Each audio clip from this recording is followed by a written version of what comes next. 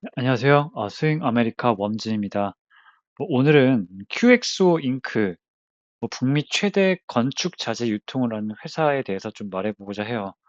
아, 근데 이게 왜 QXO인지는 저 아직 찾지를 못했습니다. 저 철자에 무슨 의미가 있는 것도 아닌 것 같고, 좀 찾아봤는데, 뭐 아직은 그 해답을 찾지는 못했고, 무튼 QXO라는 회사인데요. 어 좀 정보를 이렇게 좀 모으고 보다 보니까 회사 스토리가 꽤나 저는 와 닿았던 것 같습니다. 약간 좀 친다? 이런 느낌의 기업이었고, 그리고 차트상에서는 뭔가 이제 굉장히 뭔가 원기옥을 모으는 느낌? 뭔가 쏠 것 같은 느낌? 그런 거에 대해서 좀 감명을 받아서 좀 가져와 봤습니다.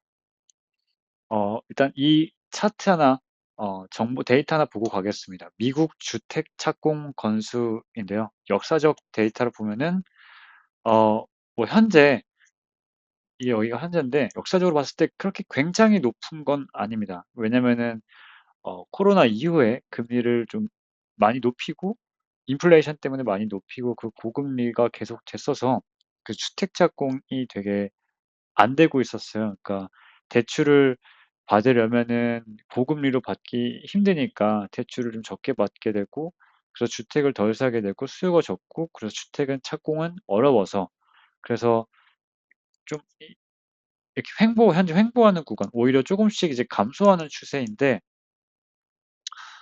9월 17일, 그 이번 주 며칠 안 됐죠. 그러니까 어제죠.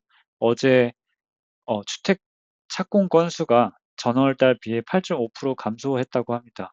이제 코로나 때 보면은 쭉 감소했다가 이제 금리를 내리니까 주택 착공이 막 되다가 지금은 다시 고금리로 인해서 조금 이렇게 횡보하거나 살짝 감소하는 그런 추세에 있는데, 이거를 보여드리는 이유는 이제 또 9월 17일 날, 9월 17일 날 금리 인하를 했죠. 금리 인하를 25bp 했고, 그리고 두 차례 더 내릴 예정과 전망입니다. 그런데 여기서 중요한 거는 이제 우리가 금리를 내렸으니 금리 인하하는 수혜주를 좀 봐야겠죠. 봤을 때 금리 인하를 하면은 모기지 감소, 즉 금리 돈을 빌리는 이제 이자율이 감소를 하니까 사람들이 이제 대출을 더 많이 받을 거잖아요. 대출을 더 많이 받으면은 또 주택 레버리지 껴서 주택 수요가 더 증가하게 되는 그런 현상이 나오는 게 되죠. 그러면 또 이제 주택 수요가 많아지니까 주택 가격이 상승하게 되고, 주택 가격이 상승을 하니까 이제 주택을 짓는 사람들은 주택 착공을 더 많이 하겠죠. 주택 착공을 또 증가하게 되고, 또 그 주택 착공을 해야 되니까 이제 주택 자재 수요가 이제 증가하게 되겠죠. 주택을 지으려면 자재가 필요하니까. 그러면은 이제 자재가 필요한데 그럼 어떻게 이거를 좀 유통을 해야겠죠. 그러면 건축 자재 유통도 증가하고, 그 유통으로 오는 수수료 혹은 수익, 아니면 유통에서 오는 그 물건을 판 마진으로 수익이 엄청 증대가 될 겁니다. 그래서 이게 쭉쭉쭉 타고 와서 그 마지막 단에는 그 건축 자재 유통과 수익, 유통과 이제 그 수수료, 그리고 건축 자재를 판매하는 그런 기업이 굉장히 이제 이득을 많이 볼 거고, 마진도 많이 남을 거고, 그리고 현금 유동성도 굉장히 활발할 겁니다. 어, 주택 같은 경우에는 주택을 지어야지 팔 수 있잖아요. 근데 이거는 그냥 짓는다 하고 시작하면은 이제 그 자재를 판매를 하면 되는 거니까 이제 현금 흐름도 굉장히 좋을 겁니다. 이 QXO가 이런 건축 자재를 유통을 하고, 이 직접 물건을 팔기도 하고 수수료를 받기도 합니다. 그래서 QXO라는 회사는 앞서 말씀드린 대로 건축 자재 유통 회사입니다. 제가 여기다 넣는 거를 깜빡했는데, 북미 최대 최대 규모라고 합니다. 이 최대 매출을 가지고 있기 때문에 최대 규모라고 말할 수 있습니다. 북미에서 최대 규모 건축 자재 유통 회사인데요. 지붕재, 방수재, 외장재, 단열재, 장비 등등의 판매 유통을 한답니다. 뭐, 뭐 어떤 제품인지는 뭐 구체적으로 보진 않아도 될 것 같습니다. 홈디포와 달리, 홈디포라고 하면은 미국에서 가장 큰, 가장 유명한 뭐 자재들을 판매하는 그런 대기업인데, 주로 B2C 개인이 씨인가요? 갑자기 하여튼 개인에게 판매하는 그런 사업 수단입니다. 그래서 반면에 이 QXO는 B2B 사업, 즉 회사 대 회사로 거래를 맺고 대규모 거래를 맺고, 그래서 더 반복적이고 그다음에 지속적이고 그래서 수익이 더 안정적입니다. 홈트파와도 다르게 특수 자재에 좀 더 파이를 두고 있어서 고마진이라고 합니다. 진기한 특수 자재니까 현금도 더 많이 받고 팔 수 있는 거죠. 그래서 QXO의 흥미로운 스토리 뭐 한 가지 보고 가자면, 저는 이 스토리에 좀 반했던 것 같아요. 원래는 실버선 테크놀로지스라는 기술 및 컨설팅 회사였는데, 컨설팅 회사입니다. 뭐 물건을 팔거나 그런 회사가 아닙니다. 그러다가 좋은 사업 모델, 즉 주택 자재를 판매하는 사업 모델은 가졌지만 운영 효율, 즉 예를 들면은 재고 관리와 같은, 혹은 시스템 관리, 이런 관리 측면에서 효율이 별로인 비컨 루핑 서플라이라는 회사를 알게 된 거죠. 이게 이 회사를 보고 이거 우리가 이제 키울 수 있을 것 같은데, 우리는 이제 컨설팅과 이제 회사를 어떻게 잘 운영하는 그런 노하우가 있고, 저 비컨 루핑은 이제 어떤 좋은 사업 모델을 가지고 있는 거죠. 그러니까 현금 흐름이 빠방한. 그래서 약간의 그 워렌 버핏의 스토리도 생각나기도 하고요. 그리고 이제 이 비컨 루핑 서플라이가 북미에서 가장 큰 지붕재 및 건축 자재 유통회사니까, 이거 운영 효율을 좀 더 높이면은 우리가 정말 크게 만들 수 있겠다 해서 이제 이 QXO가 비컨 인수를 하고 단행을 하고, 이제 이 실버선 테크놀로지를 QXO로 바꾸고, 이제 본격적으로 이 QXO라는 회사는 이제 건축 자재를 판매하는 회사다로 이제 다르게 바꾸고, 최근에는 이제 유통망에 AI도 도입하고 로봇도 도입하고 효율성 향상도 하고, 효율성 향상이 오니까 수익도 극대화가 되는 이런 시나리오로 가고 있습니다. 저는 굉장히 마음에 들었던 것 같습니다. 어, 최근에는 그래서 GMS, 이게 확장 의지가 굉장히 있는 게, 이거 말씀드린 그 GMS도 이제 건축 자재 업체인데, 이 자체도 이 업체도 인수하려다가 이제 홈디포에게 결국엔 비딩에 실패해서 이제 뺏기긴 했으나, 이렇게 확장 의지, 좀 더 이제 좀 더 해보겠다 이런 의지를 가지고 지금 회사를 지금 운영하고 있습니다. 여기서 AI 도입이라고 했을 때 어떤 AI를 도입하냐?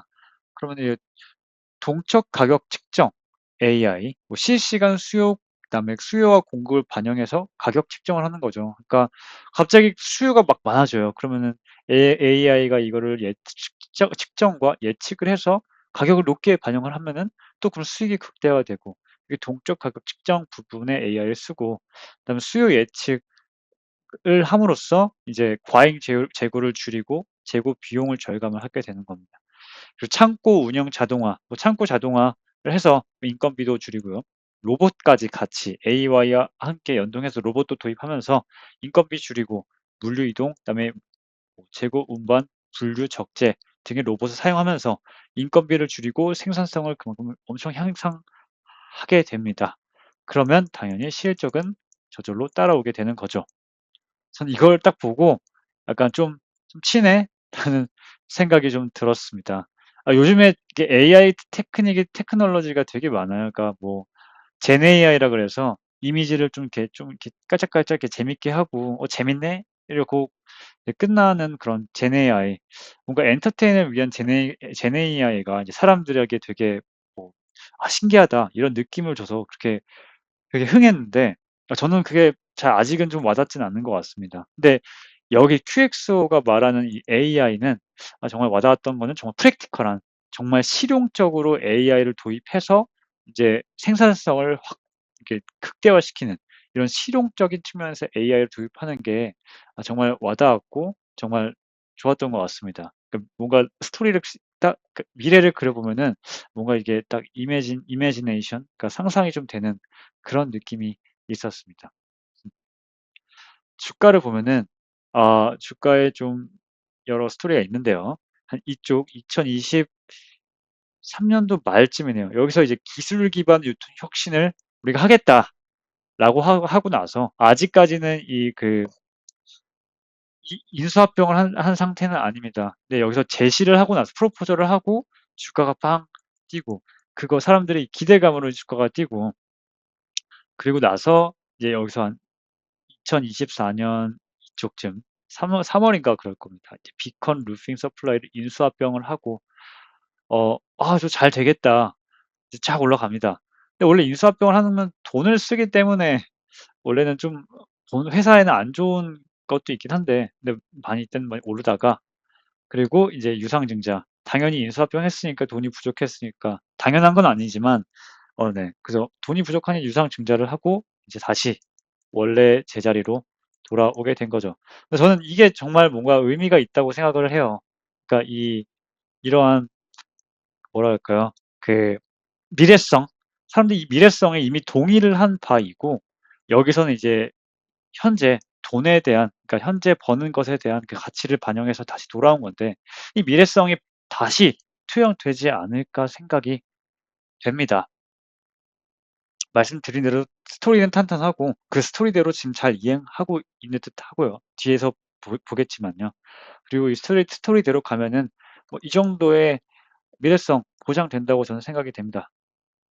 그리고 이제 실적 증명 이제 시작하는 이제 시기에 돌입을 했고 네.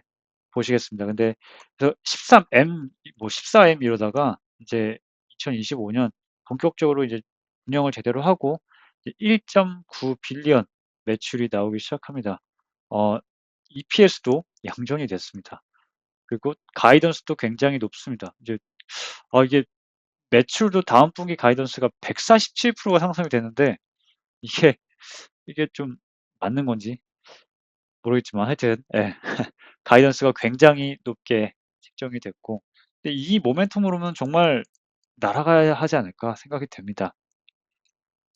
그리고 부채는 41%고 금리 인하, 그래서 금리 인하 수혜주 중에 하나가 될 수도 있습니다. 그러니까 부채가 많을 때 금리 인하가 되면은 부채가 좀 상쇄되는 효과가 있기 때문에 금리 인하 수혜주, 그리고 AI를 도입하기 때문에 AI 수혜주, 온갖 수혜주들은 다 갖고 가는 회사입니다. 플러스 스토리도 괜찮고, 네.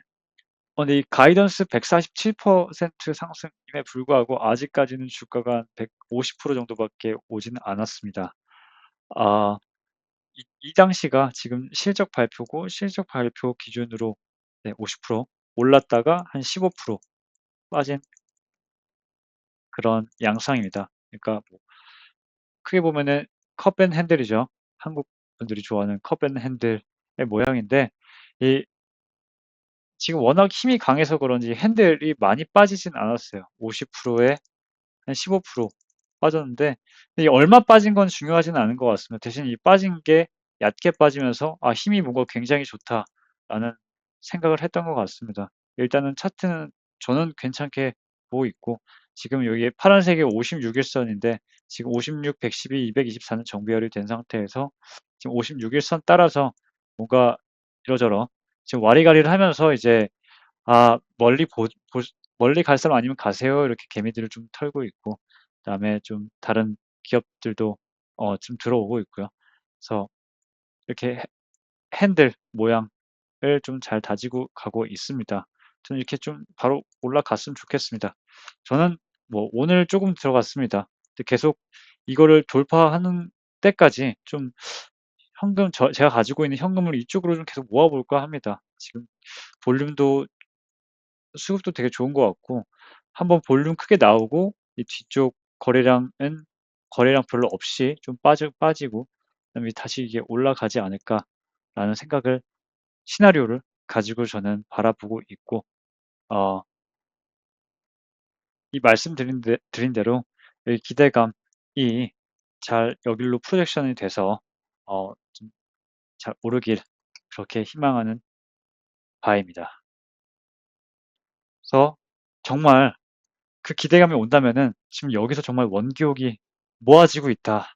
이렇게 원기옥이 모아지고 있고 정말 더 크게는 이렇게 원기옥이 모아지면서 잘잘잘 올라가길 그렇게 바라고 있습니다.